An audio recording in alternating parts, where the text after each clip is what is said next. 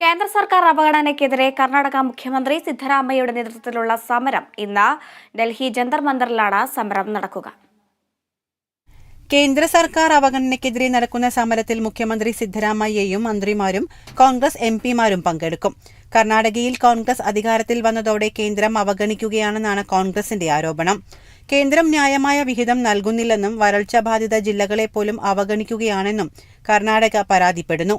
സിദ്ധരാമയ്യയ്ക്കൊപ്പം ഉപമുഖ്യമന്ത്രി DK ശിവകുമാർ, MLA-മാർ, MLC-മാർ എന്നിവരും പ്രതിഷേധത്തിൽ പങ്കെടുക്കും. കർണാടകയിലെ 28 MP-മാരിൽ 27 BJP MP-മാരാണെന്നിരിക്കെ സംസ്ഥാനത്തിനു വേണ്ടി ഒരു ഇടപെടലും നടത്തുന്നില്ലെന്ന് DK ശിവകുമാർ ആരോപിക്കുന്നു. 5 വർഷത്തിനിടെ സംസ്ഥാനത്തിന് കിട്ടേണ്ട തുകയിൽ 62,000 കോടി രൂപയുടെ കുറവുണ്ടായതായും അദ്ദേഹം ആരോപിച്ചു. നാളെ LDF ഡൽഹി സമരം നടത്താനിരിക്കെയാണ് ഇന്ന് കർണാടകയുടെ സമരം നടക്കുന്നത്. അതേസമയം കേരളത്തിന്റെ സമരത്തിൽ സഹകരിക്കാതെ കോൺഗ്രസ് വിട്ടുനിൽക്കുന്നതിനിടെ കർണാടക കോൺഗ്രസ് സമരം നടത്തുന്നത് കാവ്യനീതിയാണെന്നാണ് കേരളത്തിന്റെ പ്രതികരണം. National desk, Kerala vision news.